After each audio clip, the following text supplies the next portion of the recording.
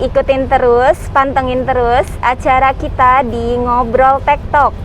Bukan hanya bicara, tapi berbagi cerita.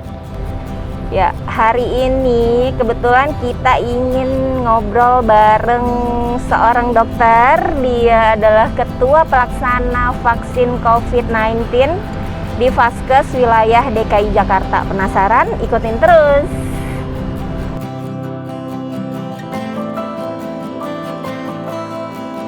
Selamat siang dengan Dokter Priska ya? Iya, betul Kak Dokter Tina. Priska. Gimana Dokter Priska? Benar nih, sekarang sedang bertugas sebagai Ketua Pelaksana ya, vaksin COVID-19 ya? Betul Kak Tina. Sekarang dipercayakan untuk menjadi Ketua Pelaksana Vaksin COVID di wilayah Gambir. Oke. Ini perlu pelatihan ya pastinya ya? Betul, kami sudah mulai pelatihan sejak bulan September tahun lalu. Oke, September 2020 ya, berarti Betul. persiapannya itu kurang lebih berapa lama tuh? Sudah hampir, ini berjalan 5 bulan. Banyak tuh orang yang dilatih untuk ikut langsung. Kalau untuk gelombang pertama pada angkatan saya itu sekitar 169 dari Jakarta Pusat. Kalau untuk gelombang selanjutnya kemarin seluruh DKI itu hampir 500 vaksinator. Oh, banyak juga ya. Betul. Berarti udah tersebar di seluruh DKI ya? Betul, Kak Tina. Oke, Sudah mempunyai kemampuan atau sebagai fasilitator juga nantinya untuk pelaksanaan selanjutnya. Oh gitu, jadi angkatan pertama ini kebetulan Dokter Priska ya dipercayakan. Betul. Ya. Kemudian nanti angkatan-angkatan yang pertama itu nanti menjadi fasilitator untuk angkatan selanjutnya gitu ya. Betul. Waduh, mantap itu. Kerja keras ya. Iya. Oke, apa aja sih yang udah diberitahu atau didapat di dalam pelatihan itu untuk persiapan kita nih? Banyak Kak Tina yang kita pelajari ya, mulai dari bagaimana alur pendaftarannya, bagaimana cara pendistribusian vaksinnya, bagaimana cara pengaplikasian nanti sistemnya, seperti itu Kak Tina. Itu gimana dok, menurut dokter tentang vaksinasi yang banyak pro dan kontra nih? Memang untuk vaksin sekarang karena kita ya khususnya di Indonesia ini menggunakan vaksin Sinovac, pasti banyak pro dan kontra. Kenapa? Karena mungkin evidence base-nya, penelitian terakhirnya untuk yang ketiga itu tidak lebih tinggi dibandingkan vaksin-vaksin yang lain, hanya sekitar 69%. Tetapi menurut saya itu sudah lebih cukup dengan standar yang diberikan WHO. WHO sendiri itu menargetkan 50% evidence base-nya. Jadi kita sudah lebih unggul sekian puluh persen sebenarnya. Kalau untuk gelombang 1 sendiri emang khusus untuk tenaga kesehatan ya dok ya? Betul Mas Satrio, untuk gelombang pertama dan kedua itu ditujukan untuk nakes atau petugas yang berkaitan langsung dengan masyarakat umum. Seperti itu. Jadi untuk masyarakat luas nanti setelah nakes selesai baru masyarakat luas baru mendapatkan vaksin. Benar-benar. Itu yang kita tahu kan dia dapat SMS itu ya dok? Betul, Ya. betul. Dapat SMS blast, terus kita suruh registrasi ulang ya? Betul, Mendaftarkan diri untuk divaksin. betul. Itu dengar-dengar katanya bisa milih tempat gitu dok ya? Betul Mas Satrio, jadi ketika peserta mendapatkan SMS blast, di dalam SMS itu terdapat linknya. Jadi boleh kita klik, nanti di dalam itu kita buat akun dulu di akun pedulilindungi.id. Setelah itu kita registrasi, dari situ kita bisa memilih tempat, tanggal, sesuai dengan keinginan kita. Jadi emang misalkan saya tinggal di Tangerang nih, Tuh, kebetulan kerja di daerah Jakarta. Berarti kalau emang itu bisa dong vaksin di Tangerang gitu ya? hanya untuk yang wilayah kerjanya, bukan wilayah tempat tinggal. karena itu tersambung sama GPS. Betul. Ini banget ya sistemnya ya. Sistemnya betul. Udah benar-benar diperhitungkan ya. Sudah dipersiapkan. Dipersiapkan benar. Udah berapa hari nih kita? 2 hari ya. Kemarin pertama Pak Presiden udah divaksin ya. Iya, tanggal 13 kemarin. Betul. Kemarin di kita sendiri udah mulai berapa hari? Untuk di DKI ini sudah berjalan 2 hari, Katina, mulai dari tanggal 14 kemarin dan hari ini hari kedua tanggal 15. Oke, itu rencananya sampai kapan? Untuk gelombang pertama ini diperkirakan selesai di awal Februari.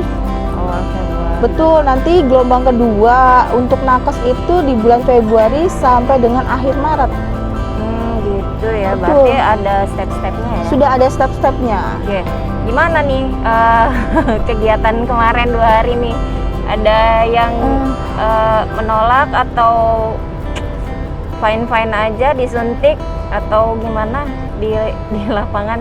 Jadi orang-orang yang datang ke kita, ke puskesmas kita ini memang orang-orang yang sudah yakin dan sudah siap untuk divaksin. Jadi tidak akan mungkin orang itu datang tapi tidak mau divaksin, seperti itu Katina. Jadi dia udah mantap gitu ya? Betul, karena dia sudah registrasi ulang di aplikasi yang tadi saya bilang.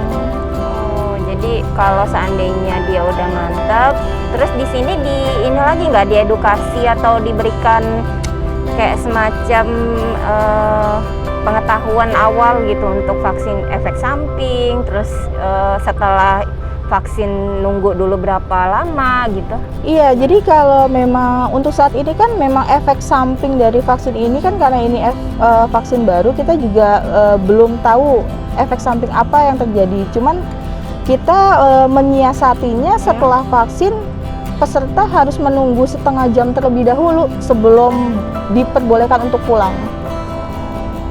Tapi 2 hari kemarin gimana dok? Ada kayak gitu-gitu atau semuanya? Untuk 2 hari ini kita berjalan lancar. Alhamdulillah Betul. ya. Pesertanya juga dari hari ke hari juga semakin meningkat. Seperti itu Kak Tina, Mas Satrio. Ya, kalau menurut dokter sendiri nih gimana sih? Kan orang-orang di luar sana masih ada yang ketakutan buat vaksin. Katanya ya banyak lah ya dengar-dengar tentang vaksin ini, ada yang ya gitu takut atau bener-bener ya kemarin udah halal sih ya. Iya, terus betul. udah gitu ya gitu, Lebih kurang percaya ya Kak Tina, kayak ya. gimana itu? Sebenarnya kalau memang kan banyak beredar juga hoax tentang vaksin ini. Kalau memang teman-teman semua pada kalau memang teman-teman semua pada khawatir, teman-teman bisa hubungin puskesmas setempat, bisa bertanya jauh lebih lanjut bagaimana tentang vaksin itu sendiri. Sampai saat ini vaksin itu sudah diuji dan kita percaya vaksin ini bisa mengurangi angka kesakitan di Indonesia ini. Oke dok, kan di aplikasi itu ya ada, dia bilang apakah dia ibu hamil atau punya komorbid gitu ya. Jadi ketika si petugas kesehatan itu mengklik komorbid, berarti kemungkinan dia bisa nggak divaksin ya? Betul Mas Satrio, jadi memang aplikasi itu nanti setelah diregistrasi akan muncul apakah dia sedang hamil, menyusui, atau pernah terinfeksi virus ini, atau mungkin punya komorbid yang lain. Jika memang punya komorbid yang lain, bukan berarti tidak divaksin, tetapi ditunda. Oh, ditunda. Ada yang mau saya tanyakan nih, kan katanya mau vaksin itu nanti diulang lagi. Jadi sekarang ya, nama vaksinnya apa ya? Sinovac. Iya, untuk vaksin yang kita pakai sekarang itu Sinovac. Sinovac nanti diulang lagi berapa? 2 minggu, sebulan? Kalau untuk si Sinovac ini sendiri diulang nanti setelah 14 hari penyuntikan Katina. Ini harus tepat ya. Misalnya hari ini tanggal 1, tanggal 14-nya saya harus datang lagi.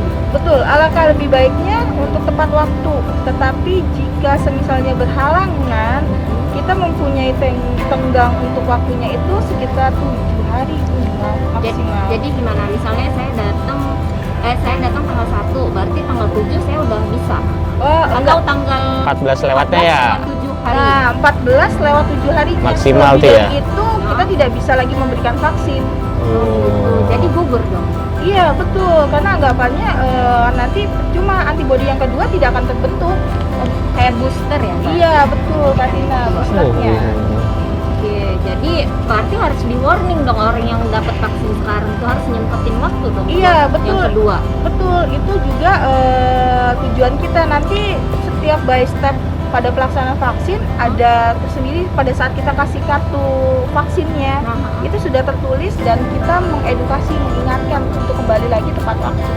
iya, soalnya kalau seandainya banyak nih yang nggak datang, sia-sia dong yang Betul, pertama. memang ada harus dari kita memberikan edukasi, dan yang kedua memang kesadaran dari diri kita, memang kita harus untuk vaksin yang kedua. Iya, dan siap kan. Betul. Nah, dari dokter sendiri nih ada nggak tips atau trik gimana sih seorang itu harus sebelumnya mempersiapkan diri untuk vaksin gitu? Kan kadang-kadang orang walaupun udah jelas masih aja takut gitu. Apa modalnya? Atau cuma mental aja terus datang ke sini udah Sebenarnya selesai? Nggak perlu ada persiapan apapun. Yang penting kita percaya bahwa vaksin itu dibuat untuk kebaikan dalam diri kita. Itu aja. Terima kasih ya Dokter Priska udah mau diajak ngobrol TikTok bareng kita. Sama Udah Kak Tina. gitu sangat informatif sekali. Semoga membantu masyarakat yang memang pada takut untuk vaksin. Dan memang vaksin ini awalnya diutamakan untuk petugas ya. Selanjutnya kemungkinan nanti akan ditindaklanjut untuk masyarakat. Oke, mungkin buat semuanya ini kayaknya patut ditonton deh, karena buat teman-teman petugas kesehatan kan banyak juga tuh yang kemakan hoax di media sosial ya. Percayakanlah sama dokter-dokter yang sudah ditunjuk sama pemerintah ibaratnya gitu. Jadi tetap percayakan ke mereka. Kalau kurang apa-apa bisa langsung ditanyakan, jangan lihat di media sosial aja gitu.